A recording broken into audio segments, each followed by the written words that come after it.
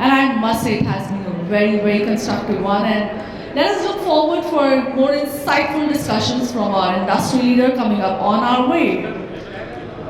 Well, ladies and gentlemen, a very, very warm good afternoon, everyone. Welcome back. Well, let's get going as we head to the India Banking Summit and Awards 2024. We look forward for an absolutely power-packed day, back-to-back panel discussions, and of course we have phenomenal corporate presentations going on. And now let's talk about, as our world becomes increasingly digital, I think cybersecurity has moved from being just a technical issue to a fundamental aspect of our daily life and of course our business organization as well.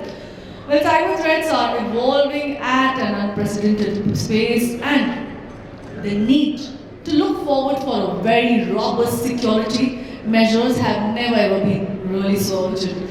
Well, to protect our digital landscape, we just don't need some innovative method, we also need more to be proactive. Well, cybersecurity landscape can definitely be a lot more complex, but it has also been ever-changing.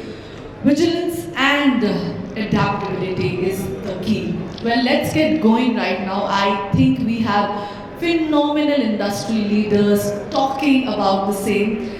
The panel topic is Cybersecurity 2.0, when security meets the new reality. And I think we are really looking forward for this topic to be covered.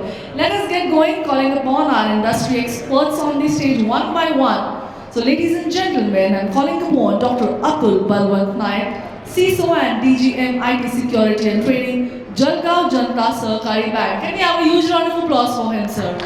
Thank you so much, sir, for joining. It's an absolute pleasure and honor to have you here. Let's get going, calling upon Bhaskar Rao, CISO, Bharat Cooperative Bank. Can we have him on stage, please? Well, Mr. Rao, thank you so much for joining once again. An absolute great honor.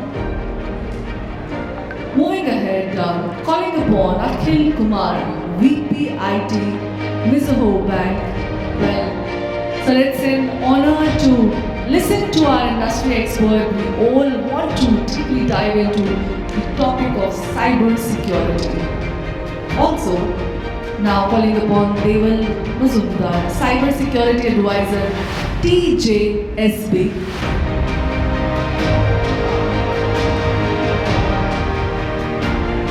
And Akbar Kondkari, CEO, Kokan, Mercantile, Cooperative Bank. Can we have you on stage, please? A huge round of applause for him. Well, Deval, Cybersecurity Advisor, TJSB will be joining us in a short while. Till then, of course, I'd like to call upon our moderator who will take this phenomenal session ahead, Salam, VP-CISO, National Bank of Financing, Infrastructure and Development. Can we have a huge round of applause for him, everyone? Well, leaders, absolutely honor, and of course, Mr. Deval will be joining us shortly. He shall be joining us directly on the panel. And looking forward for an absolutely amazing beginnings out here. Of course, it's a post-lunch, but I think the topic itself is such an energetic and something to look forward for. I'm sure everybody here is going to be super alert and super interactive. Over to you. Thank you so much.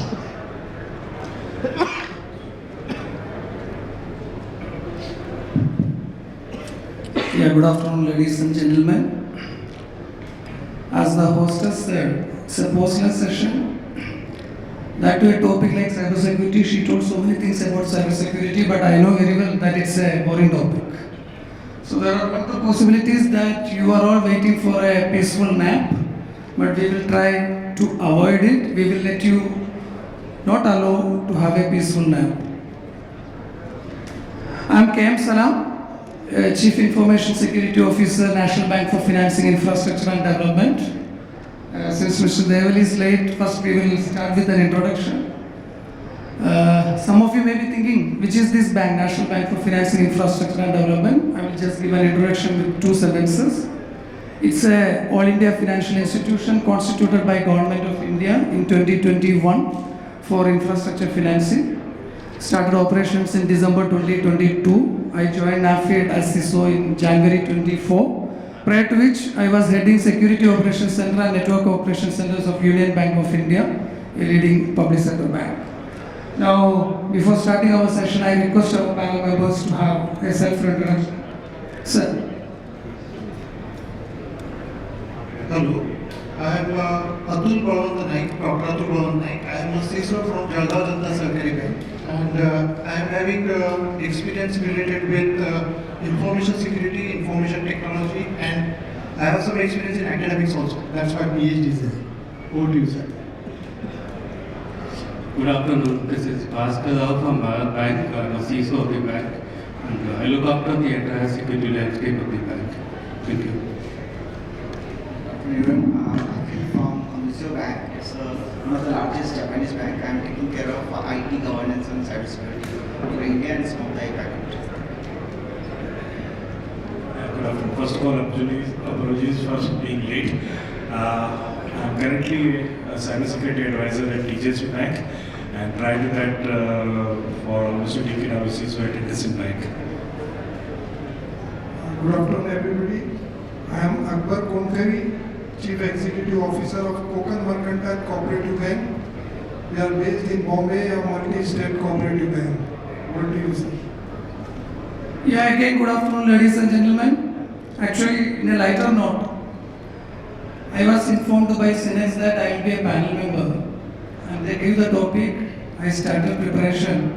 And one fine day, 2 to 3 days back, they told that, sir, you are the senior most member in the panel, so you be a moderator. I thought I am the most aged and senior most guy, and after coming here, you see my co-panelists, all are so veteran, senior leaders in cybersecurity, in IT, and in tradition, what you call seasoned bankers. So I expect more inputs from them. We all know that all the institutions, irrespective of the sector or domain, especially the banking and financial institutions, are heavily investing in digital technologies and depending upon digital technologies. We have seen the traditional way of banking, then it moved to banking automation, then it moved to co-banking. Those were some kind of digitization or digitalization to improve the performance or the operations of the banking sector. Currently, the banks are witnessing for a digital transformation from the traditional way of banking to lifestyle banking concept. As part of this, in order to give the enhanced customer experience, banks are heavily investing in technology. They are going for so many third-party integrations, etc. So when our dependency on digital technologies expands, you know that parallelly the exposure towards the cyber world or cyber areas are also expanding. When the cyber exposure gets increased, as you know, there will be a proportionate or exponential increase in cyber threat vector and cyber breach possibilities. We all know the hot topic of yesterday was today's is and tomorrow's will be cybersecurity. So thank you so much, Sinex, for a panel discussion of cybersecurity, especially Cybersecurity 2.0, which includes artificial intelligence, machine learning applications, etc. So Bhaskar Rao, sir, my first question is to you. As you came late, we thought the first question will be to you. You are the CISO and experiencing all these cybersecurity challenges, experience in your day-to-day life. We are keen to hear from you. What are the challenges currently, or the latest challenges we are facing in cybersecurity, from banking and financial sector perspective? See, today, when you talk about digital banking, India is one of the largest platforms in digital banking. Today, around 40% of world transactions are taking place within the country, which is much, much larger than any country outside. Entire Europe, you talk about, entire Europe and America.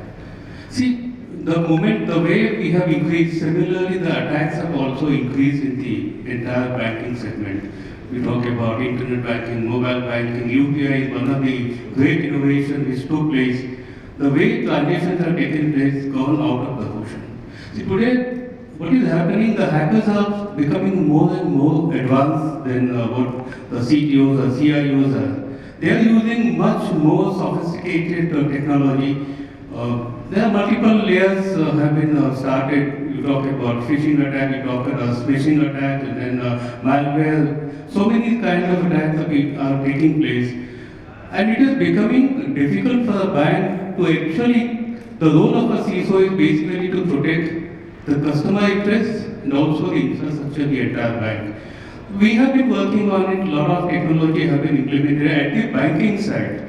You talk about multiple layers of security, firewalls, you talk about DLP or any kind of other security layers, micro-segmentation. All these things we have done at the infrastructure side, the banking infrastructure. When it comes to the customer, it is becoming a little bit difficult because the hackers are using the phishing attack, which is difficult for the customer to work on it, and also they are using SMS kind of fraud, and they are using SIM swapping, so many other attacks they are using. So awareness is one of the major concerns in the Indian customer basically, and all the banks are working on creating awareness. When you talk about somebody will send a small SMS, if you click on the SMS, and after a few minutes you find your mobile is hacked by somebody else is using your mobile and executing the transaction, which many of them are not aware. Even today it is happening, even the educated people are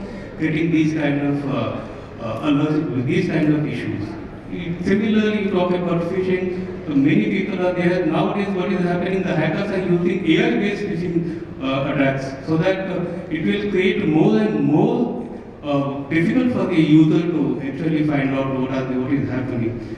Similarly, the SIM swapping you talk about, because the hackers are so smart, they are even working on a SIM swapping so that user is not aware of what is happening. Some one fine day your mobile number is ported on some other SIM and your entire thing is hacked away. So it is a different landscape altogether, and a very challenging one for the cooperative, for the banking industry as a whole. Banks are using multiple layers. The malware, when you talk about, banks are using all kind of vulnerable assessment. You talk about source code assessment. So all kind of assessment they are doing it before they go live in that. So we are working on it, and it's a challenging scenario. That's it. Yes, you are absolutely right. As per the latest statistics, even though we are having these third-party integrations, supply chain attacks, AI-based RIGAN attacks, etc., 85 to 90% of cybersecurity breaches are contributed by social engineering attacks. Either it may be phishing or vishing, nowadays phishing is happening. So various kinds, only the attack type is the same, only the way the attacks are happening only got changed. As I said, with AI, more sophisticated phishing attacks happen because they take a lot of data, assess automatically, and more precision will happen in the case of targeted spear phishing attacks. And what about one sub-question to that? You know that now multiple integrations, so many interactions between different setups. So we are using a lot of APIs, right? So what about these kind of attacks? What's your take on that? API based, because organizations create APIs, they may be consuming so many APIs, and they may not be aware how many APIs they themselves released and how many APIs they are consuming. And API security is relatively new in Indian banking sector. As per my experience, most of the banks or financial institutions, they are using APIs like anything, but as far as the API security is concerned, I think we are not that much mature. What's your take on that? To Bhaskar Rao. See, APIs, I think we are not aware much into that, but API is one of the most vulnerable things when you talk about because the thing is that banks are consuming a lot of APIs. And the problem is that what the other side is doing, we are not aware of it. They are coming into our network, extracting the data, pushing the data, but what security layers they have taken at their end, we are not aware of it. So API is one of the major issue in present scenario, and being myself, we are working on API security, we are exploring a lot of things currently, and to check, firstly, to discover what are the APIs we have, because inventory of the API is must. You must know what are the APIs you are using. The biggest challenge is, so first of all, we also don't know how many APIs are there. First is discover the APIs, detect and pivot. These are the things we are actually working on it, because so many APIs are there, who is fetching what data, and also the layers which are created when, at the time of handshaking when takes place. Hackers are actually attacking on those areas where handshaking is taking place. Because from my side I am secure, but what about the other side? We are not aware what other people are doing it. So API has become a big challenge for banking as a concern. But we can take some kind of assurance from the software vendor. We can have a vulnerable assessment, we can have a source code assessment from that, we can take an integrity certificate from the vendor who are supplying it. So there are some certain layers which we can use it, but ultimately API is a third party API which becomes a difficult challenge actually for the banks. Thank you, sir. I think Deval needs to add something. You can No, absolutely. I like that one point about that most organizations may not be aware of how many APIs they are really exposing publicly. So that's inventory. I mean, if you go with any standard in terms of security, or PCI DSS or ISMS, or go for any other standard, inventory is the most common and the first step. Unless you know what you have, you cannot really manage and secure your assets. So again, when we talk about APIs, it's very important that you set up in the organization, set up the entire process around the APIs management, API lifecycle management, document the process. And there are tools available these days like API secure gateways, API gateways. So no matter what kind of APIs you are publishing, you have, like a firewall or a WAF, you have that gateway available which can give protection against let's say DDoS attacks, like rate limits and malicious payloads in the APIs. It can provide authentication, certificate-based or any other form of authentication. So API, if you are going for APIs, exposing APIs, then API gateway is, I would say, it's a must. However small you might be, but it's must, because they are difficult to manage. Yeah, thank you, sir. I think timer is the 37 minutes left. They are saying we have 7 more questions. So let us go to the next question directly. Mr. Akhil, you are a VP and you are working in IT side. You know that earlier days we are having on-premises data centers. So the infrastructure and the data at the end of the day is within the 4 walls of the bank. So we can have some kind of peaceful sleep. But now banks are gradually moving from on-premises to cloud-based data storage.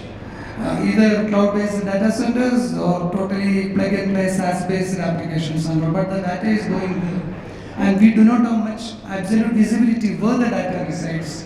Even they talk a lot about the data localization of those things.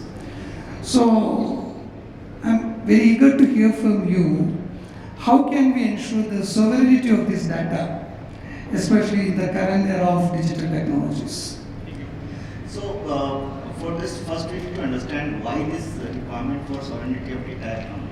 And it is having a legal background, so we had seen many cases like Nirav Mehta and this kind of cases where during the legal trial the evidences were not, the authorities were not able to collect the evidences and write evidences and in a right manner as per our Indian legal framework. So that has triggered this demand for data sovereignty, so that for financial transactions, especially all relevant data related to transaction and evidences are there in India, so that it can be retrieved and produced in court in a timely manner, in a proper manner as per our legal framework. So coming with this requirement, when it comes to bank regulators or government side, they don't have very clear line that you have to keep or not keep, but ultimately it is that accountability with the bank. So if legal authorities demand, the data has to be produced by the banks and the entities in a timely manner with the proper procedures. So that is the major thing. If that is addressed, then you keep the data on premise or cloud or in any foreign location and all, that doesn't matter. But this is an important aspect because even the public cloud service provider, there are many services like SaaS-based services which is not having data center in India. Then in that case, we as a bank, we as an organization, we need to ensure that how we maintain, at least for the critical information or transaction related information, at least those information we retain on copy here locally so that we can be produced.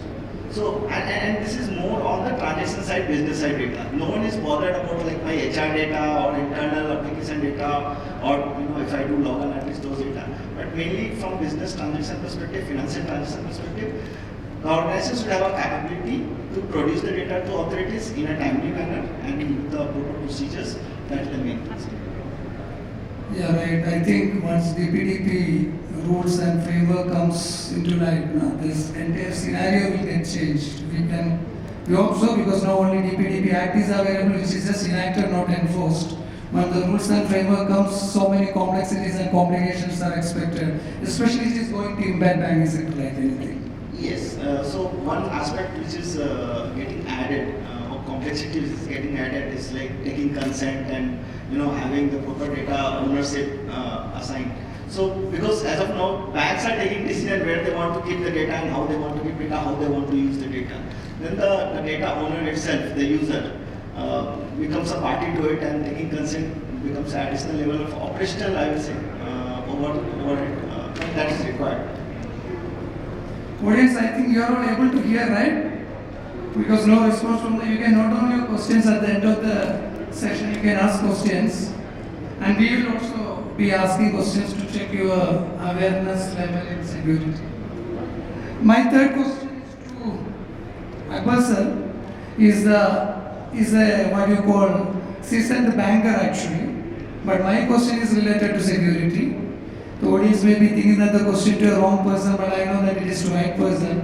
He is the CEO of Kokan Mercantile Bank. So we want to know from the top management perspective, what are, in your viewpoint, what are the latest or new gen technologies and solutions to be acquired by banking organizations? Because there are so many concerns come, like return of investment, because at the end of the day, security is a cost center.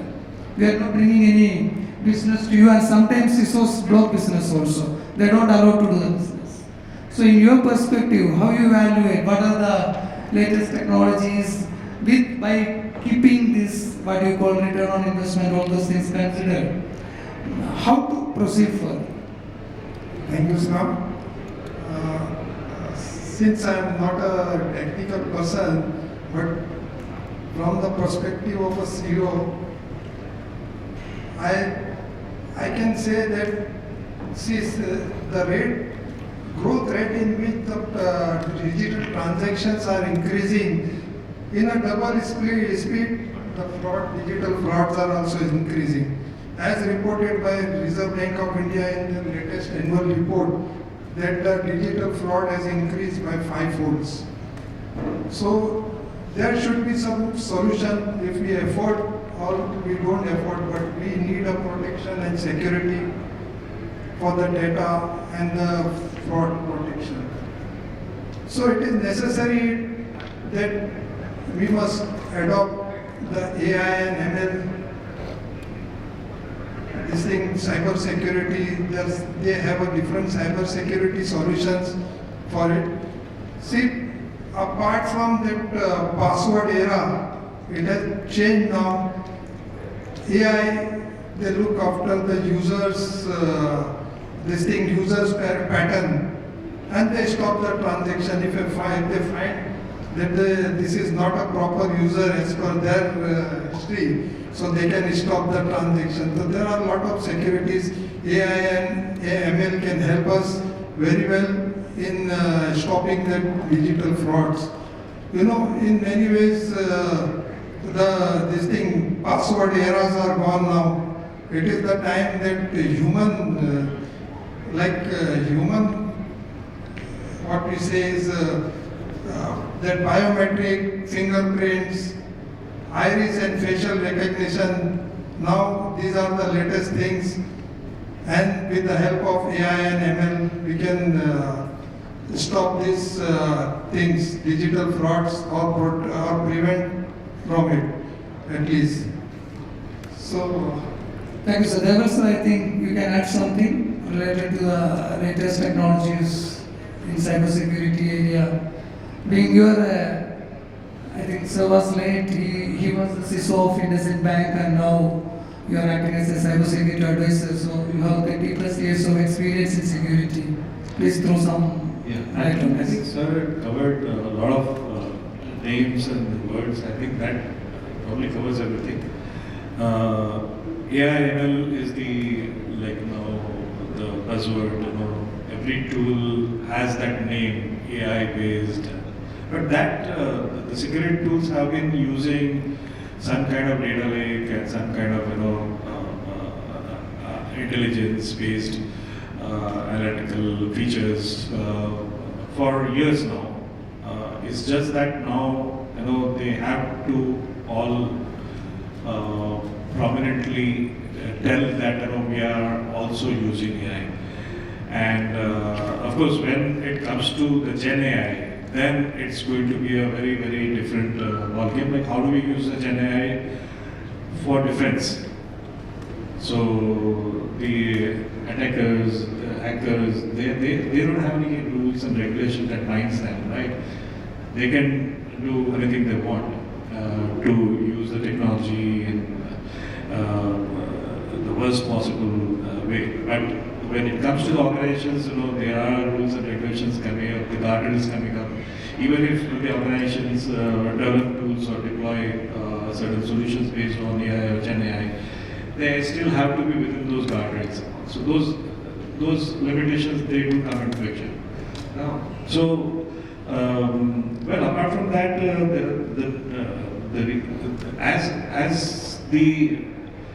as the frauds, you mentioned about frauds. So as the frauds, the new and new fraud patterns are evolving, and we learn about that. We, the industry, when I say we, the industry starts reacting and then building capabilities to detect and prevent those frauds. But then the fraudsters are always ahead. So it's a difficult game, because once you know that there is a roadblock on a particular way, the ill-intended person will not take that route, they will take some other route. So it's very difficult. But at least the known bads should be prevented, and so we cannot sit idle saying that it's just not possible.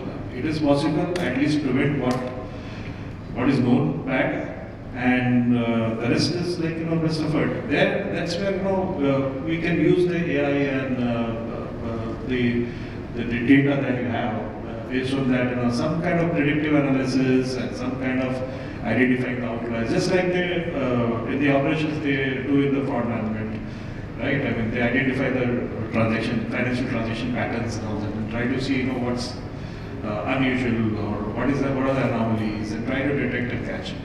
So I think in summary, that's what we do. Thank you, sir. Thank you so much. Dr. Atul, you know that we'll extend this AI and ML now for some time.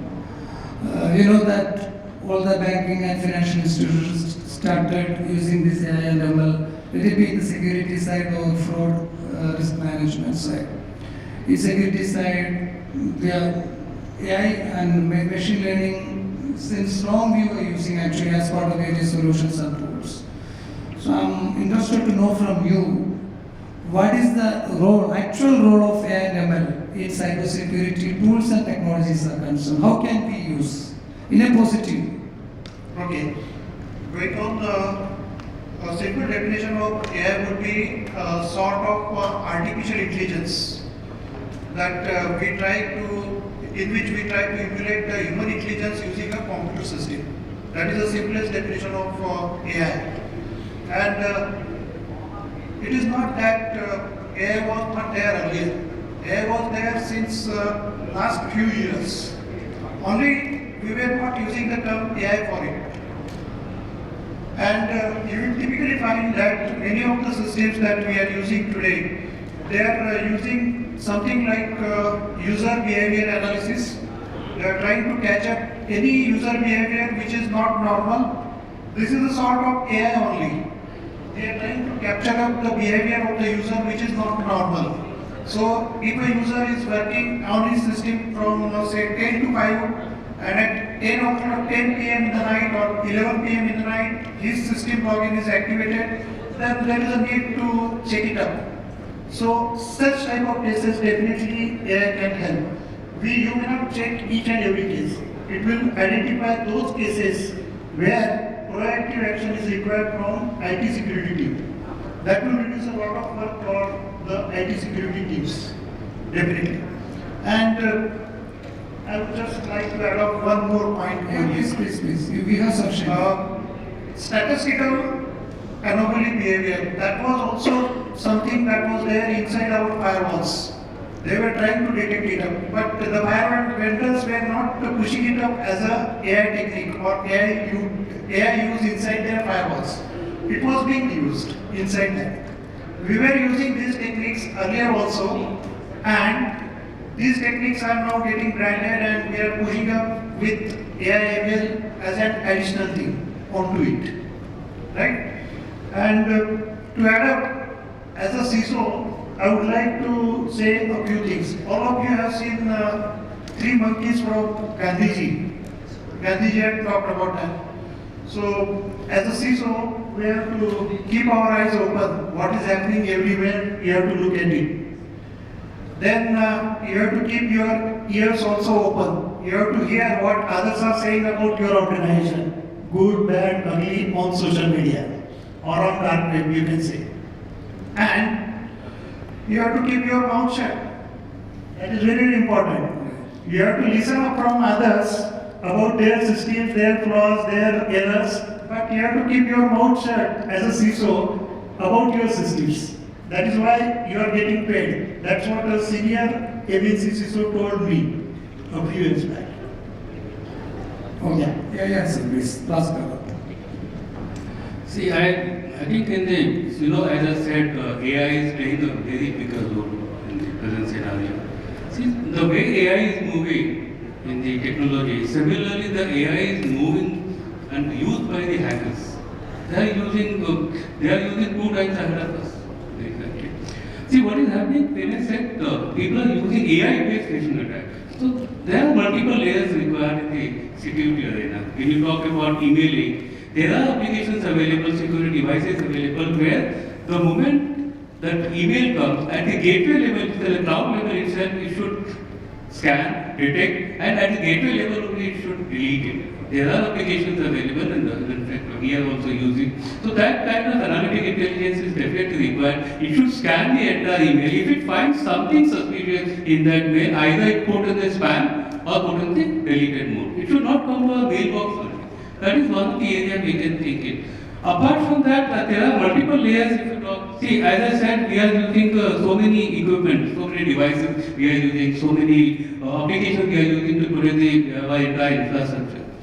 When you use all those things, the kind of alert being generated is very huge, very huge. Whether it is a firewall, it's a servers, it's a DLP, anything you talk about, the alerts are very huge. It is humanly not possible for a human being to see each and every alert. So some kind of AI-based application is required where we can consolidate the entire alert system, entire events, where we can have a dashboard where only those are required to be monitored, which are critical, which are high. At the dashboard you can see, and instantly we can act on those events rather than working on everything. And humanly it is not possible to see all the events. So some kind of analytic intelligence is required to monitor, because monitoring in the security is very, very important. So those things are there, and definitely the CISO, being a CISO, we have to use AI, one of the important criteria in the present scenario. Thank you, sir. Mr. Akhil, you can take over and you can give some kind of emphasis on this ethical and sustainable usage of AI and ML also. Yeah, sure. So I'll just extend to what Bhaskar Rao was mentioning. As like you mentioned, lots of alerts are coming. So one of the biggest problem for the SOC guys and the people on the ground is identifying that false positives and remediating in a timely manner. And with these AI tools, that has been a substantial support from the AI mechanism, okay, identifying false positives, because that is the killer to the workload and workforce. So that is there. And with the GenAI coming, now further what was happening earlier without GenAI, all the further documentation was happening manually or using some generic tools. Now using these GenAI techniques, those all use cases, runbook preparation, false positive identification, those documentation has become easy. So these are some unique use cases in cybersecurity domain. Coming to sustainability domain and ethical approach, of course, ethical in organizations, because the attack vectors who are using the AI, they are not ethical. So putting ethics in that is somewhere limiting the capabilities, and that is somewhere where like the technology builders, the software providers, they have to take care. We are, as a bank, we are consumers, so we deploy as per ethical use cases to prevent and detect our landscape. Sustainability is a very important aspect, because we all know that AI uses GPUs and high amount of electricity power and all. So we try to consolidate and put it in such a way that we have a minimal impact on the environment. Okay, using mostly as much as possible the cloud-based services or consolidated community services. So that is one approach which most of the banks are taking from sustainability perspective, because putting everything, the AI systems on-prem with that much amount of investment and electricity power, data center rack space consumption is not a sustainable approach. So that is one area which I would like to mention. And what about this usage of AI and ML in this cloud-based data centers and applications? Yeah, of course. Yes. So because cloud, all the these hyperscalers, cloud providers are having huge capacity. So they have the capacity of the GPUs and AI powering systems, which can be leveraged. So that is the preferred mode. Until unless there is no specific requirement of data, like data localization on-premise or a specific condition, especially for cybersecurity domain, where it's not a transaction data, it's a system data that can be easily put in cloud, and these facilities can be leveraged, which is more sustainable compared to dedicated on-premise infrastructure for powering AI use cases. Anything from your side related to this? No, I think it's covered it well. So. Atulji, we'll wind up this AI discussion anyway. So I need to hear from you, wish to hear from you. Same, whatever they explained, only if you have anything to add. How can we use this AI as far as detection and prevention of cybersecurity attacks are concerned? Yeah, actually, when we talk about cybersecurity and the use of AI inside cybersecurity, you would typically find that almost everywhere we are using computer systems. And somebody logs into the system, it generates a log. Somebody carries out some activity, it generates another log. So, lot of logs are generated every time somebody carries out some work every day. Multiply that with the number of employees that you are having. So, the number of logs that are generated is huge. And it is not possible technically for cybersecurity professionals to verify each and every log. So what we can do and what we should ideally do is to identify those logs which are required to be particularly checked by the IT security team. That job can be finally done by the AI. AI-based tools can identify those logs which are required to be checked by the IT team, IT security team, rather than each and every log. So your work will get reduced. Instead of checking sample logs, you will be given 3% logs from the AI software which actually require the attention of the IT security team. Those will be definitely checked. That will be really useful. So what you are trying to save, you are trying to save the time of your IT security team, you are trying to save your cost, and you want to timely put attention to the actual events which might be bypassed if you check only sample logs. Yeah? Deval sir, my next question is to you. It's all CISOs will be good to hear from you. That this cyber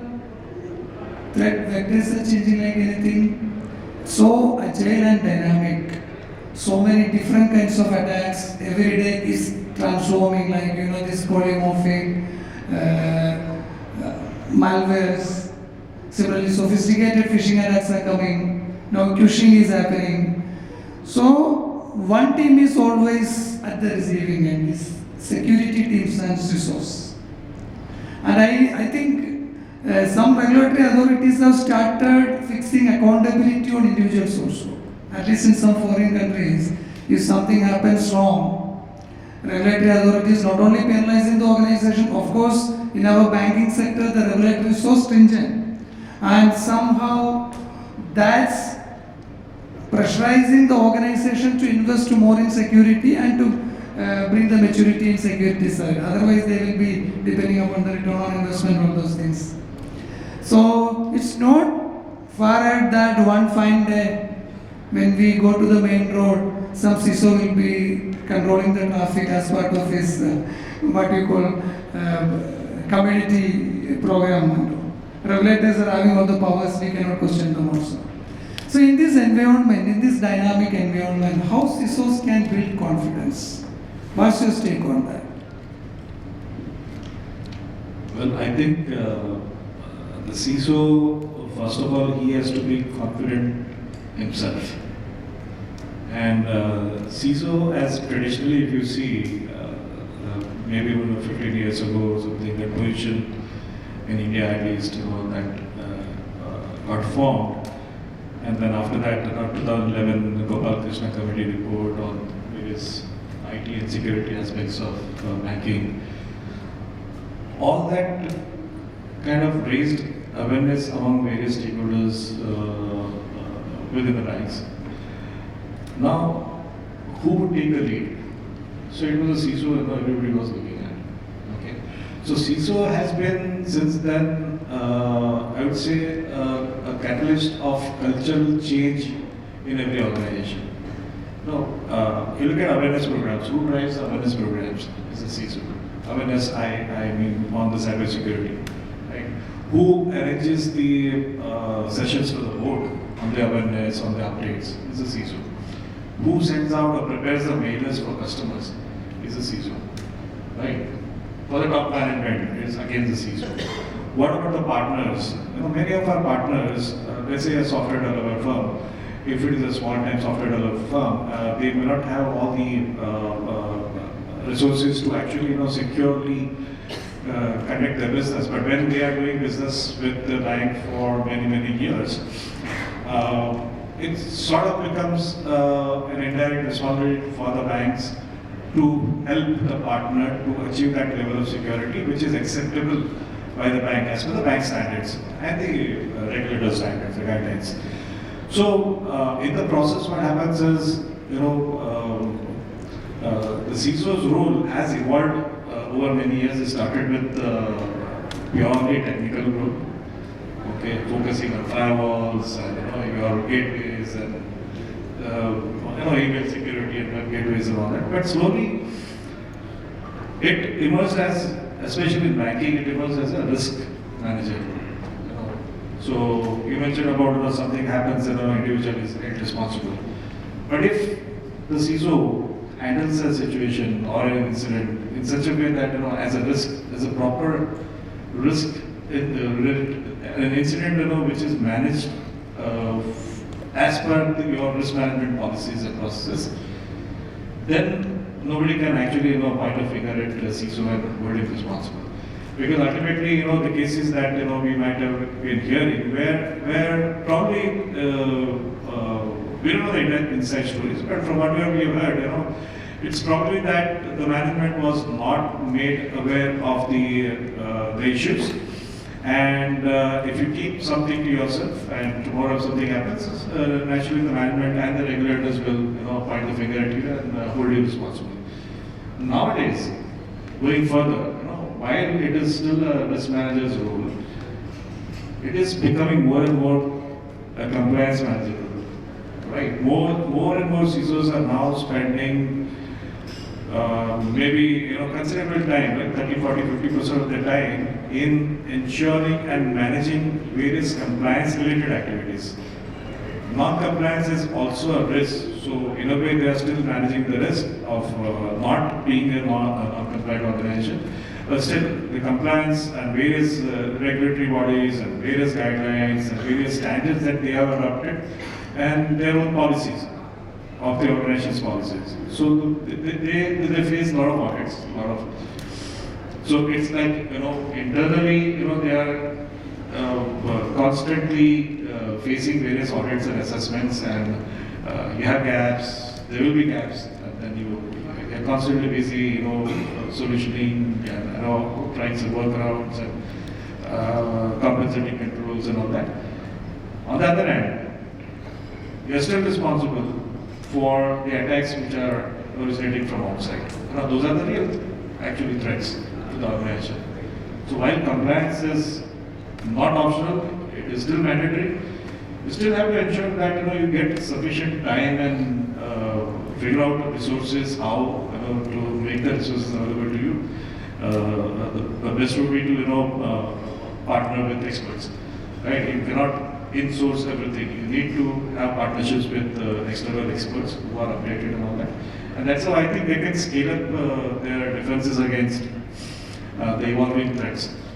So that's how the life of CISO or the challenges of CISOs. I don't know how many CISOs are here, and they might be having either similar or different views. We would, I think, come to that, we can share that. So that's it. If I answered your Yes, of course. Thank you. Yeah. I'll just add to what Sir mentioned. So today, the CISO's job is actually doing a juggling of balls, like juggler. So business risk, technology limitations, and compliance requirement. So actually, CISO is doing this juggling job. One ball dropped, confidence lost. And audit to it. And audit to it. Some part of audit is also. Audit is also. Yeah, that's part of regulatory compliance. So this juggling job is happening, and I just mentioned 3 balls and 4, 5 balls, and anyone one of the ball is dropped and CISO lost and loses the confidence. So that's why today CISO, as you asked the question, to maintain the confidence, this continuous juggling has to happen with all alertness, all efforts, with limited resources. So it's becoming difficult day by day. Yeah, thank you. Bhaskar, you would like to add? Yes, as both of them said, it's a difficult life of a CISO basically. See, not only you have to protect the customers, you have to protect the infrastructure, and you also have to report to the board, you have to report to the regulator, and also if you are buying a new product, even at that level also CISO has to certify that. The kind of product we are launching, whether it is advisable or not. Even before we procure the product, even that time also the CISO approval is required. If this product we are going to buy, whether this is a safe or secure in our environment. So if you see overall, the CISO is involved everywhere. The life of CISO is relatively difficult. When you talk about confidence, CISOs are confident. It's not that they are not confident. Because if you are not confident, you will never be a CISO. Yeah, thank you. So I'll just extend to what I said earlier, the CISO as a catalyst for culture change. So coming from my experience, it certainly helps if the CISOs generally are seen as, you go for approval and first is no. Why do you need it? You give justification and then they approve it. Now that's the right thing to do. Many of the time, there are certain requests which are simply denied because of the high risk. But ideally, the CISOs or the team should not stop there. They should work on what is the objective that you are trying to achieve. Instead of asking me something, instead of asking to open a particular port or you need a USB, what is that you want to do? Are there any alternatives? Can we build some alternative solutions?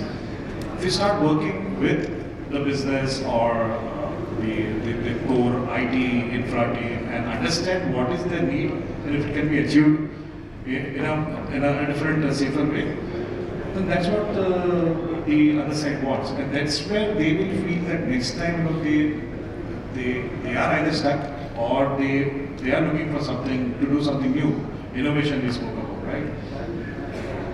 The moment they talk about some innovative product, the first time they want to try in the market, they would involve CISO. The policy says yes, you should involve, but they themselves will come back and they will involve CISO and ask for the views and assessment right from the evaluation stage. Security by design. Yeah. So I think that's the relationship that's how build confidence. That's something that you ask. How do you build confidence among various stakeholders? So it's like that's how you build confidence. You build confidence in the regulator by giving a good audit experience, right? By not allowing them to point too many findings, serious findings. So you give that confidence to the regulator. Okay, this organization is in good control of what they're doing. So that's all. Thank you, sir. I think whenever we read that IT strategies to be aligned with business strategies, this old school of thought we are hearing since day one.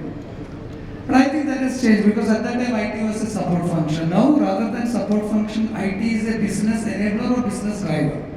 And I feel that usage we have to change that.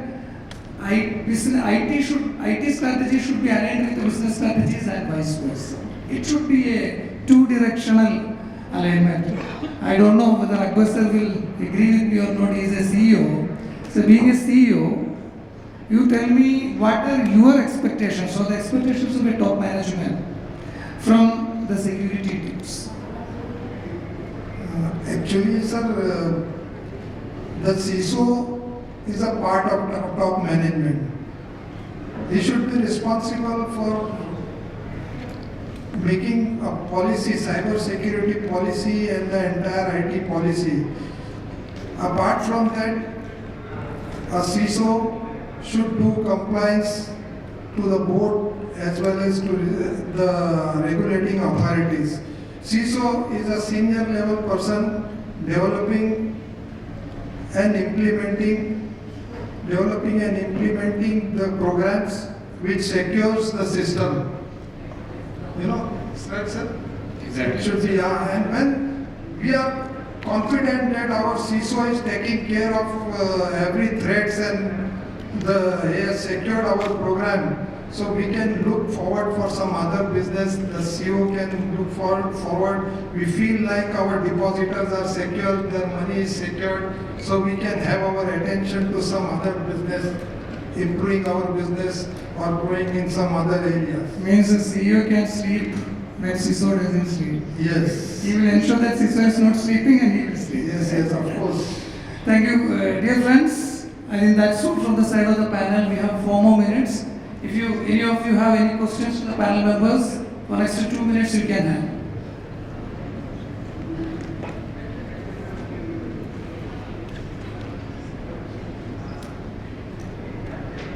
Thank you. We had a very interactive session from your side. Really all of you showed the troubles from your side, right? We being in a bank, right? I understand so many challenges of CISOs, right? I myself has completed one diploma in cyber laws and cyber forensics, so I can understand the life of the CISO, right? So I'm having very small question here. When you people working in banks, having good budgets, resources, you face these many challenges, right, to ensure good security for your institutions. My question is, what is your guidance to small and medium enterprises who have limited budgets, right? So how can they strengthen their cyber defenses?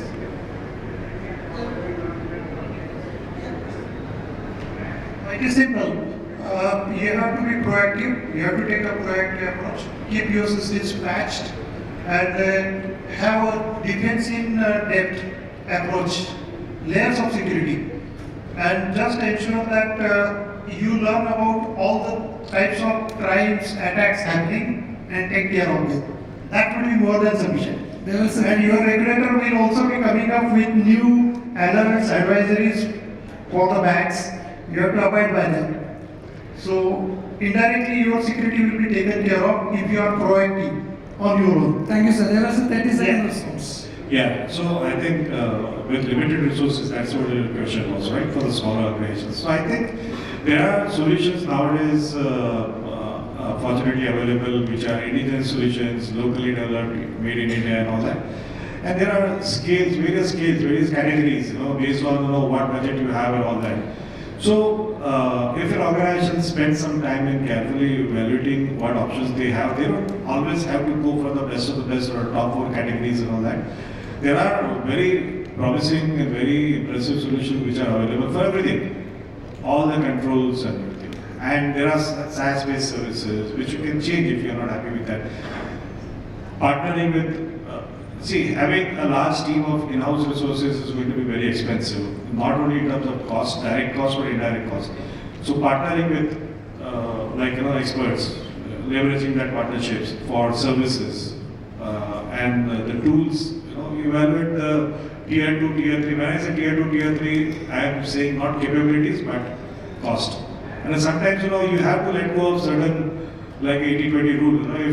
If you are getting 80% of the functionality and 20% of the cost, then why not go for that instead of hoping to go for 100%? Right? So I think it's very tricky at that level for the smaller organization because they still have the same attack surface. They are having mobile banking, they are having internet banking, they are having UPIs or cards. They still have the same attack surface. If they lose 10%, it's still the same impact as a large organization losing 10%. Right?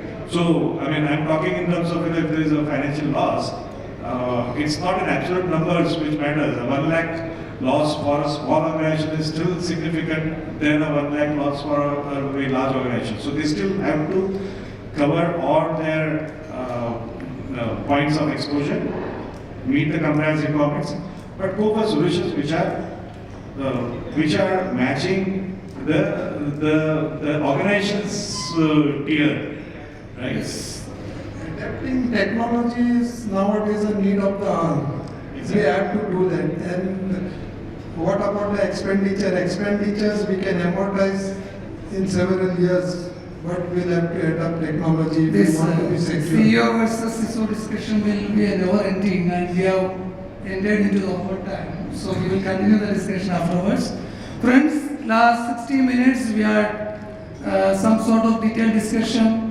Some insights from our respected learned panel members about cybersecurity challenges in digital world, about the challenges in maintaining the data sovereignty, and next generation cybersecurity tools. Then similarly, the role of artificial intelligence and machine learning in security, like predictive analytics, the detection of security threats, prevention of security threats, reducing, optimum utilization of resources, etc.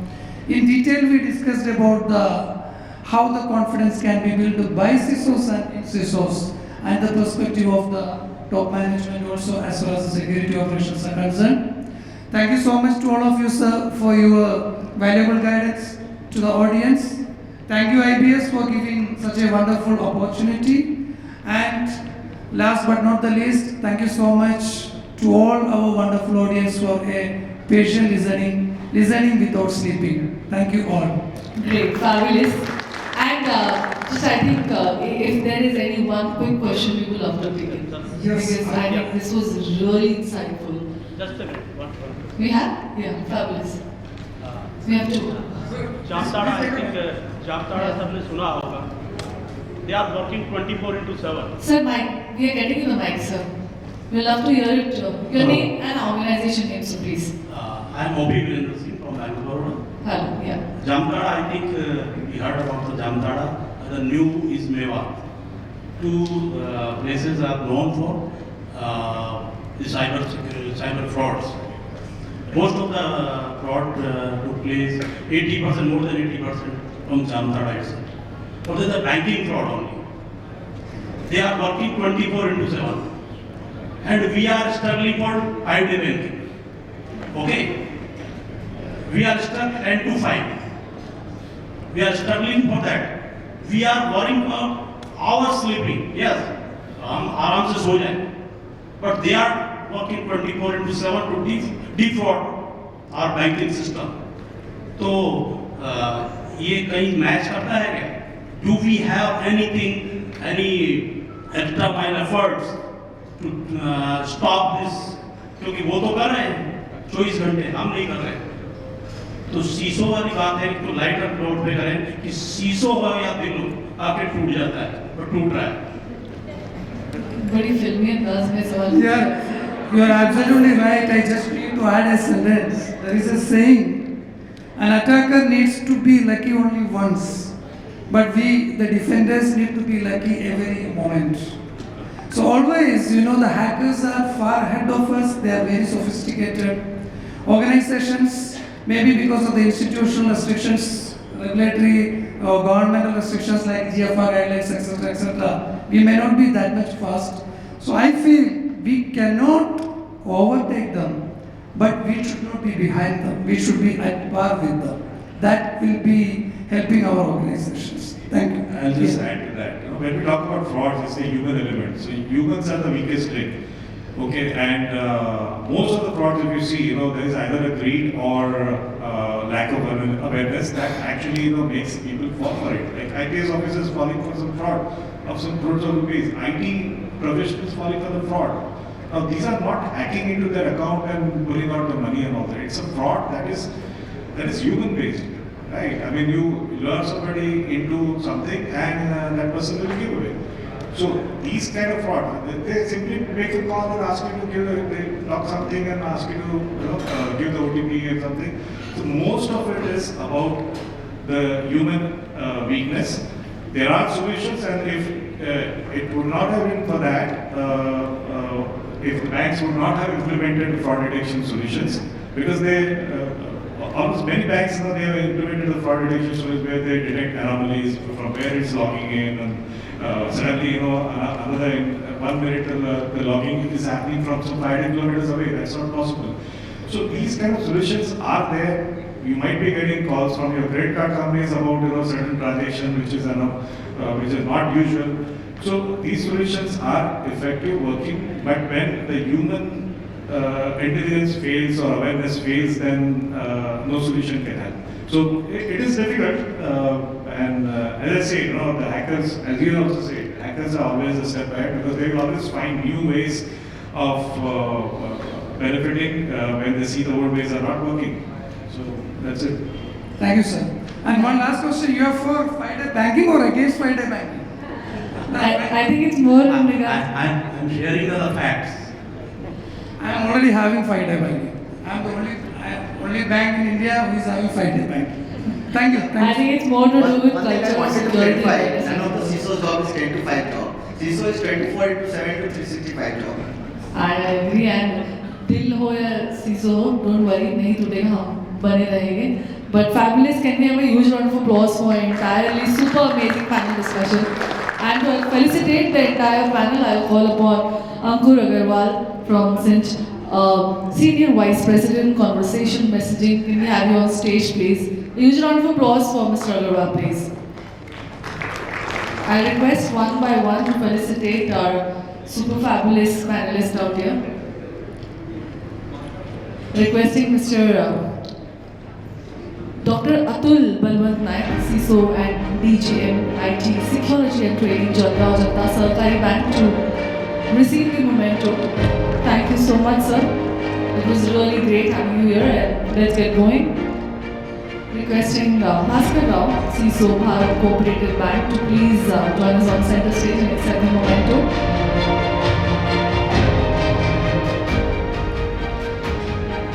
Requesting Akhil Kumar, VP-CISO, Mizuho Bank, to please accept the memento.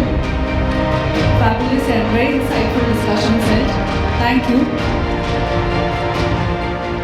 Calling upon Akbar, Kondkari, CEO, 𝐒𝐞𝐻 Cooperative Bank. Very thanks for a very fabulous and insightful discussion. Can we have a huge round of applause? Calling upon Deval, Cybersecurity Advisor, TJSB. Thank you, sir, for joining. And I think quite insightful, like you, I think the last answer was really bang on the point. Congratulations and huge round of applause for him. And of course, the key to this entire session, which kept on going super amazingly, work done by our moderator, Salam, VP-CISO, National Bank of Financing Infrastructure and Development. Huge round of applause. Requesting everybody to please join us on center stage along with the mementos for a good picture.